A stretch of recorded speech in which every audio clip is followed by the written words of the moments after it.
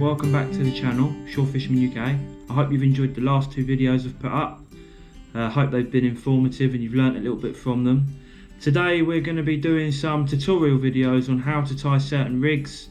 I'll also run you guys through what sort of stuff I take for different sessions, whether I'm packing light or packing heavy. I'll run you through the sort of camera gear and stuff I'm using at the moment in case you're just starting out on YouTube and you'd like some advice on what sort of things to buy. And I'll also tell you a little bit about the drone I bought for getting the sky shots with. So yeah, we'll start off with the rig tying and some knots and stuff like that. And later on in the video I'll run you through the gear I've got. So I hope you enjoyed the video, I hope it's informative and you learn enough from it. If you've enjoyed the last two videos and this one, subscribe, hit the thumbs up button, and if you hit that notification bell, you'll get notifications when I upload my future videos, so you'll get them straight away.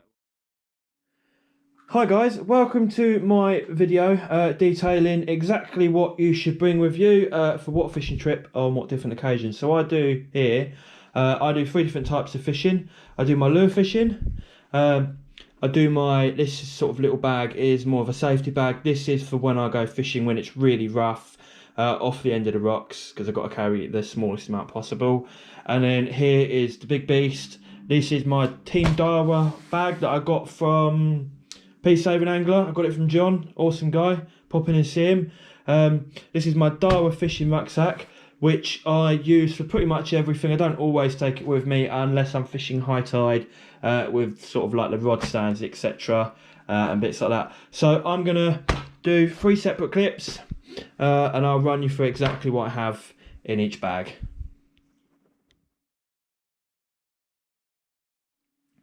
Right guys, welcome to the first video. This video is going to be a video on about what I will take lure fishing with me. So I have this little sort of trespass rucksack, which is meant to be a hydration pack. I took the hydration pack out of it and I literally just use it as my lure fishing bag. And the contents of this bag are, I will obviously take my, I have a 4-piece, 8-foot, it's a Sonic denominator, 10 to 30 gram lure rod. It does the job. It sits on my back nice and comfortable, and it isn't big, so, and it's super lightweight, and I've caught an 8-pound bass on it and it worked perfectly. In this bag we have my Shimano Sienna reel, which is loaded with 0.17 nano fill, as recommended by a friend of mine. It's really good stuff, you should look into it. We have, obviously we have the box of lures ranging from your scary eels, sidewinders, fish black minnows, HTO mighty minnows, some surface lures. Only 2 I ever use is the Rapala Skitter Pop 120s. They are absolutely amazing lures. These lures, what you want to be doing with these, if you do have them, is a walk the dog action, where we get the lure sort of banking left and right while it's popping. You've got loads of water going over its head. That's going to look absolutely amazing, and a bass will just smash that. With the rest of these sort of fish minnows and all these other little like these little Biscay Storm 360 shads that look like mackerels, the way I would use these is I'd cast them out as far as I can. I would get tight to the line. I would hold my finger on the line while the lure drops to the bottom. When I feel that bang, I'm going to do 10 winds, and then the same again. I'm going to let it drop, wait to feel that bang, and then keep doing that. And most of the time you'll notice that a bass will just smash that lure as it's sinking down, and that's when you'll get the bite, and you'll feel that really well by having your finger on the line. That's a technique I use among all my fishing, whether it's sea fishing for bass or congers. The best way to tell if you've got a bite is to have your finger on the line. What else is in here? Just a cheap knife. It's going to get rusty anyway, so this is one I've used for burning things. I don't know what I've burnt with that. Probably some sort of plastic. I have a little zip up bit at the back with these little lure clips in. These lure clips are so small that, and they're so strong that I can, I literally never have to take them off the line. I have one of those on my reel at all times. They go through all the ice fine, and they're strong, and they're super easy to put on the front of a lure. You can see there. I just have one tied on. And I also take about £2.50 with me when I go fishing, just in case I left my wallet at home and I need to get a drink or I need a sandwich or something, then there's always a little bit of money just left in there for emergencies.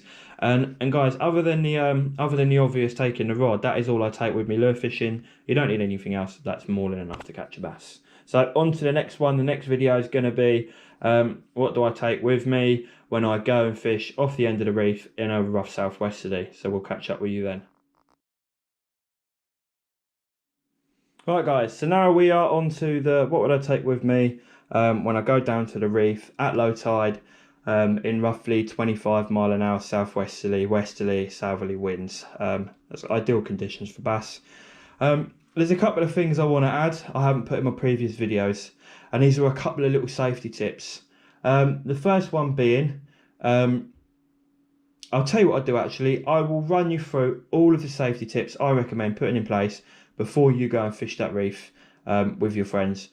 I don't recommend doing it on your own. So that's tip number one. Don't go to the reef on your own. Always take someone with you. I always take my sister-in-law with me.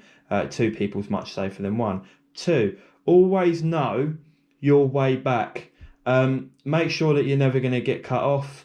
Make sure you know the route you're going to take to get back, and make sure that the mark you're on, if it's further out in the water, if the mark and the ground behind you drops down, then what's going to happen is the piece of rock that you're standing on will still be up while all of the stuff behind you fills up with water. You'll turn around and be like, oh god, how do I get back? I've been there, I've done it, it's scary, it's really not worth it. Make sure you're safe on the reef.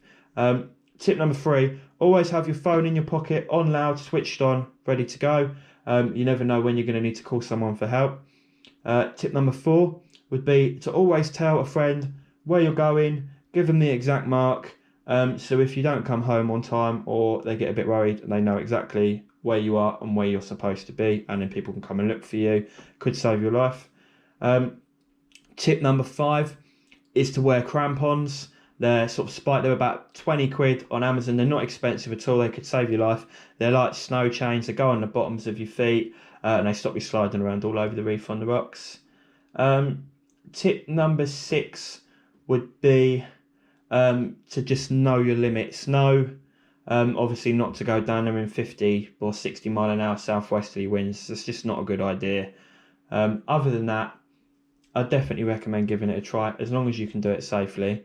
It's a great place to fish, and there's plenty of bass on that reef, more than enough for everyone. So let's get down to what I take with me. I'll start by saying, obviously I don't fit my reel in here. I take my reel attached to my rod with 3 rod straps on, so that's in one hand.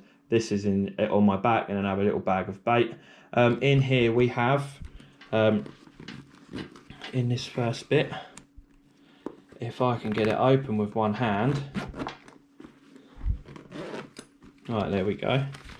50-pound line. That's just for making running ledges. It's the only rig I use when I'm doing that type of fishing. We also have our weights down in here, right at the bottom. Bait elastic, just in case we need it. We have in the back here a diving knife, which is nice and sharp. I always have that attached to me in case, I don't know if you guys have ever seen the film about the guy that gets his leg stuck in a rock when he's out rock climbing. Yep, that can happen. You've got to be more than ready to act if a situation comes up like that, I think. Could get your leg stuck in the reef one day. That's why I say you've got to be really careful. And then this is, organisation is king on the reef. You've got to be organised. You've got to know where all your stuff is. If you snap your rig off, you want to get another one out straight away. So having things tidy is going to help you do that much quicker. All I have in here is just a little organisation box with all my hooks, beads, my swivels, my weight clips, and stuff like that. Different size hooks for different fish. And that's literally all I take with me in there, guys. Very, very light loaded. I only use one rig when I'm down there, which is a running ledger rig, which, as I've explained to you guys before, is extremely easy to make and really easy to use. Next up, guys, we will have the big beast, the Darwa fishing bag. So when I go at high tide, I'll show you what I take with me. Guys, welcome to the big beast. So this is my big fishing bag for when I go fishing at high tide on sort of Seaford Beach or down on the reef or anywhere really. It's got loads of pockets on it, loads of good organisation bits on it. So on the left side here I have sort of all my tools, my D-hookers, my baiting needles, scissors, knives, everything like that goes in the left hand side. I take one baiting needle, one pair of scissors, one knife, one set of scales, and that's in that side. In this side is a little bit of a mess. It's all my different lines and various leaders and shock leaders and rubbing leaders and wire traces and just stuff like that. In the front here is where I keep all of my weights, just down in here, and I have a top bit here. In there is where I keep all of my beads, my bait elastics, my tip lights, little accessory bits like that. And then here we have a much larger compartment. This is the main compartment of my bag, and in here I have would normally have, I'm not sure if it's all in there right now, let's hope it is. Obviously one of my reels is on my rod, so that's not going to be in there at the moment. But for here I would take 2 of my Penn Surf Blaster reels, one much cheaper reel which I use for catching live whiting on. I have my rig box, which Jason from the Eastbourne Fisherman kindly sent me one of his stickers a little while ago, and I thought that was a nice place to put it. So yeah, that's the Eastbourne Fisherman. You can head over to his YouTube. I'll stick a link to his YouTube channel at the end of the video, so you can go and check out his stuff as well. He's a good guy, we get on really well, trading a lot of tips and tricks, and I've learned a lot from him, and hopefully he's learning a bit from me. That's the way it goes. He's a good guy, go check him out.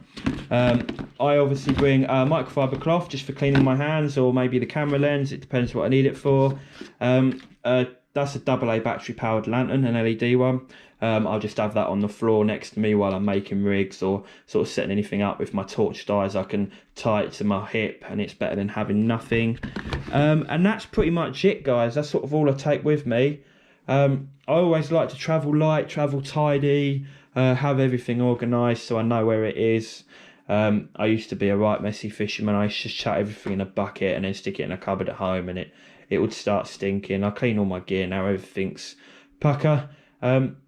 So what we're going to do now is I'll move on to some rig making tutorials, and I'll also show you guys how to tie a tapered shock leader onto your main line.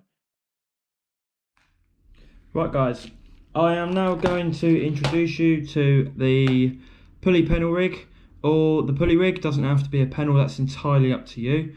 What we're going to start with is 2 hooks of your choice size. We are going to need 2 barrel swivels, a bead and a weight clip, preferably with a bait holder on the bottom. This is going to keep your bait in place when you're casting out. We're going to need 2 types of line. We're going to need a slightly stronger line and a slightly weaker line. The slightly stronger line is going to be for the main line going to the weight, and the slightly weaker line is going to be for your hook length. To start off with, you're going to take your stronger line, trim off any sort of bent bits or any knotty bits or frayed bits or stuff like that. You want the rig to be nice and clean, and you are going to pull off of it about between 4 foot and 5 foot is perfect. Okay, we're now just going to cut this here. I'm just going to adjust the camera a little bit, see if I can get you guys a slightly better view. Right, to start off with, I'm using 50-pound line. On the 50-pound line, we are going to tie the weight clip with a fisherman's knot. What you're going to do is pull the line through, make a loop, and just pop the line around that roughly 7 times.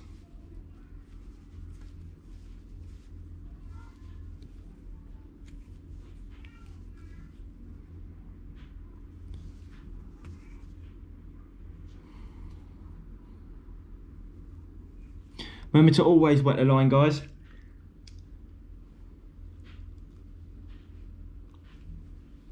I'm just going to pull that tight.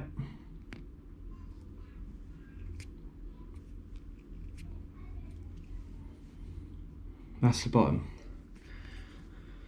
Now what we're going to do is we are going to put a bead on.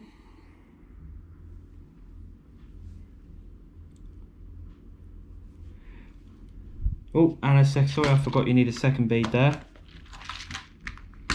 So bead, swivel, and then bead again, like that. This is what you have so far. You have your weight clip, swivel, bead, swivel, bead, and that's going to allow it to slide up and down the line without hitting anything. Okay. Now the next thing we're going to tie on is another swivel onto the other opposite end of where you've put the weight clip. Pull that through, twist it 7 times.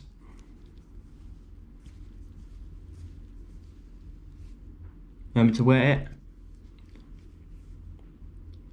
Put the tag through the eye and then use your teeth if you want, pull it tight.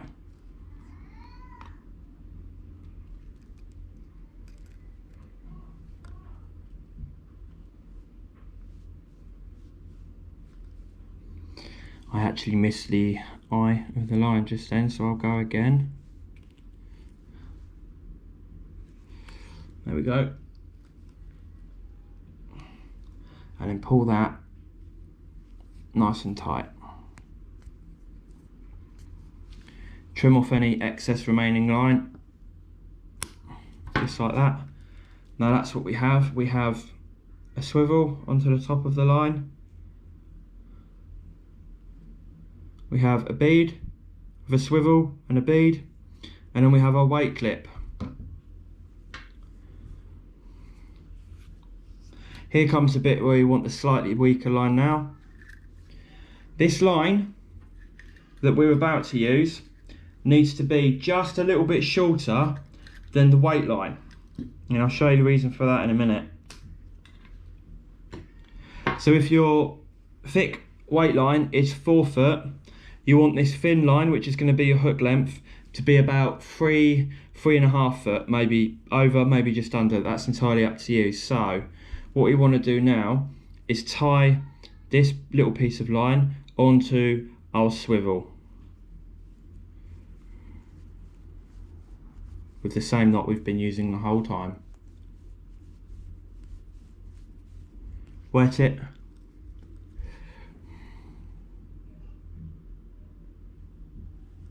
Put it through the eye.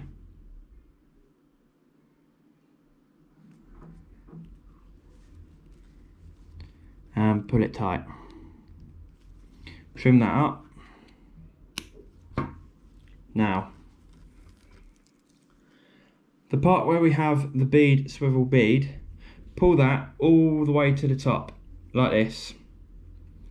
And then grab it by the swivel. Now, pull. This is our new piece of line here. Keep pulling, keep pulling, keep pulling. Pull it all the way to the bottom. Right, and now you can see this is where our weight line ends. We need to cut it short of this, so I'm going to cut it, our new line, roughly here,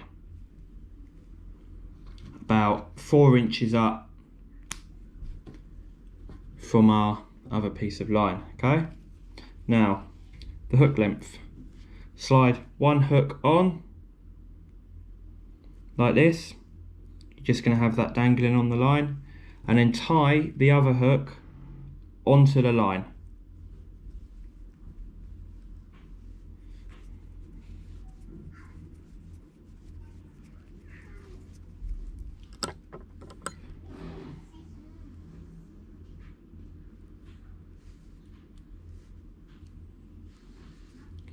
And then pull it tight.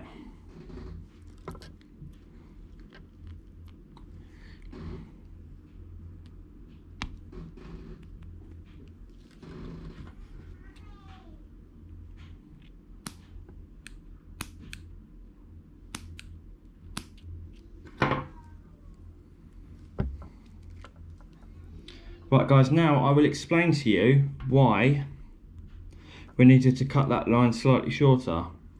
So this is where we're going to tie to our main line here. When that's hanging with the weight on it, this is going to sit like this. Now what we can do is we can pull our hook length down a little bit, and once you've got your bait on, you can hold it here, and once you pull the line tight, that's exactly how that's going to sit when you cast that out. It's going to hold your bait to the main line. As soon as that hits the water, it's going to release, your bait's going to go where it needs to go, and you've got a nice streamlined, easy to use rig, easy to make. As soon as you've got your fish on, you reel it in, the weight comes up, the fish is at the bottom, the weight's at the top, very low chance of snagging up on anything, and it's generally a very good rig to use. You can catch a lot on a pulley pedal, you can catch bass, you can catch rays, I think even cod, congers. There isn't much that won't take a bait on the bottom. This is how you make the running ledger rig, which I use for absolutely everything, and it has caught me numerous amounts of bass. I want you guys to imagine that this is your reel, and this is your main line coming from your reel out to the end of your rod tip, and this is what I'm going to tie the rig onto. So the first thing we need to use would normally be a little red weight slider or any sort of weight clip, and we're just going to slide that onto the line like so. That's our first piece of equipment, and then all we need after that is one bead at the top, just like that, and then we need a swivel tied onto the end of that.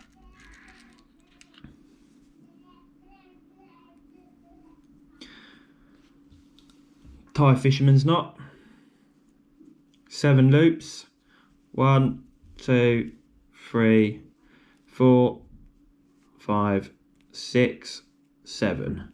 Put the tag through the eye, bring it up to your mouth and wet it, and then use your teeth just to pull it tight,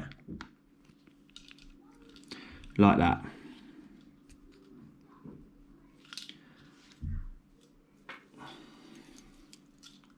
So now what we have on our line is a weight clip, that's where you're going to put your weight to, a bead and a swivel, and this bead is just to stop this swivel from hitting this knot and potentially fraying it and causing it to break.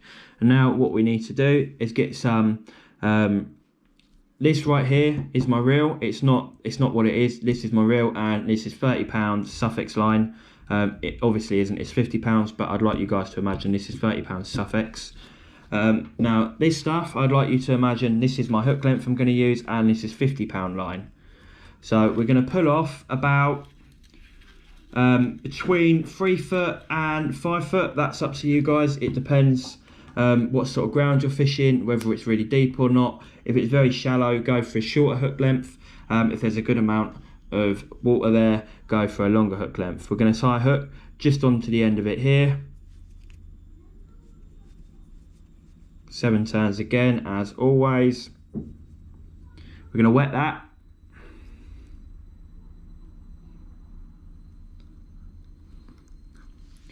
Pull that tight. Now go to the other end of that line.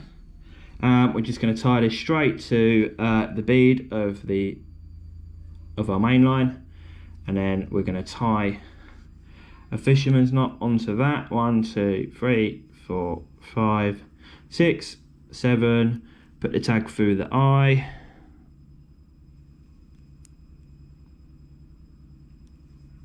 Lick it and pull it tight.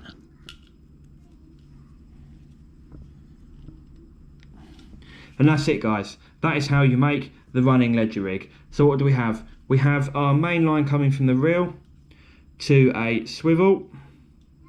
Oh, no, sorry. Hang on. Got some stuff stuck. We have our main line coming from the reel, which is here. We have a weight clip, a bead, a swivel, 3 foot of £50 trace going to a imagine this was a 6.0 Aberdeen or a 7.0 Aberdeen extra, something like that, with a nice long shank. And I would bait that with a whole squid, a whole dirty squid, a half fillet of mackerel or a mackerel head, and I would cast it out into a 20-mile-an-hour southwesterly surf, and I'd probably catch a bass on that. Right guys, what we're going to do now is we are going to attach our Suffix, this is Tranium, surf and saltwater monofilament, which is £30. I use this line all the time. I use it on the reef. It's really strong, it's not too thick, I get a really good casting distance with it, and it's clear as well, so it is a really good line. What we're going to do is we're going to imagine this is our reel. We're going to take a piece of line here. You want a fair amount, good amount of room to work with. And then this is our tapered shock leader, which is 18 pound to £70. We need to pull it through until it feels a similar sort of gauge to the £30 line that we're going to be using over there. It's still not quite thick enough yet. Just keep pulling it through.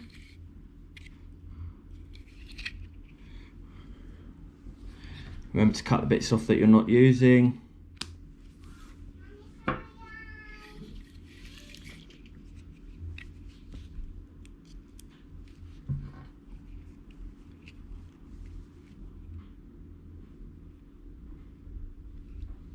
Still not quite there yet. Right, that feels perfect there. So the line has eventually got much thicker as it goes up. Obviously it's 18 and heading towards 70. So here's our £30 line here now, and this is our tapered shock leader, which is now starting on roughly about £30.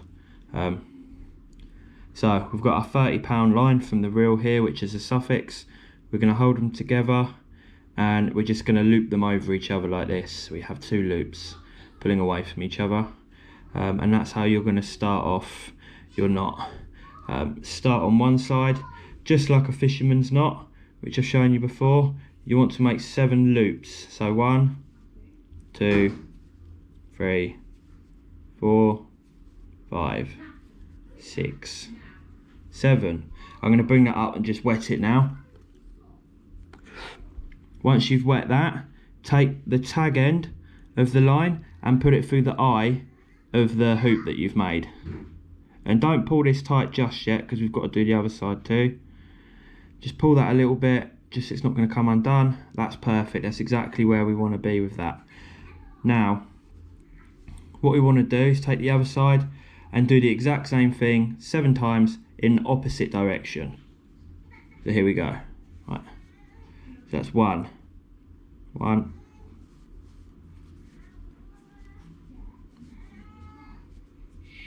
2, 3, 4, 5, 6, 7, and then we're going to bring it up and wet it again.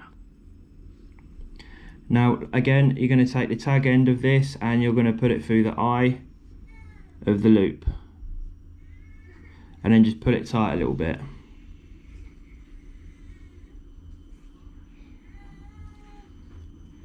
From this point here, you should be able to pull everything in nice and close. Now just take your 2 sides of your line and pull, and that's going to come together to form a little sausage knot. It's going to look like a little sausage. Make sure you get this done right the first time. Pull everything in nice and tight. Trim up your tag ends.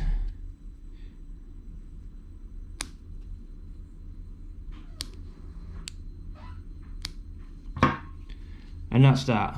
That's how I would tie a tapered shock leader, or in fact any shock leader, onto my main line to give. Guys, I'd like to show you my drone, which I use to take all my 4K sky shots on. Here it is. This is the DJI Mavic Fly More combo, which I paid £380 for second hand. It comes with the little drone here, which is portable. It all unfolds and then you go and you're off. It does loads of automatic stuff like follow me and cinematic shots and stuff like that. It can record 4K up to 60 frames per second, which is awesome, looks amazing. In the little bag here we have a little compartment that folds up, and then we have our batteries stored in the bottom, along with the multi-battery charger that's down there. The little remote folds up and goes in there. Drone goes in the top here, and that's not really a lot of extra stuff to take with me when I'm fishing, to be honest. So yeah, it's an awesome bit of kit. It's great to have it, and I've got some really good shots of it, and I think it's going to be good in the future. I'll have plenty more drone shots for you guys.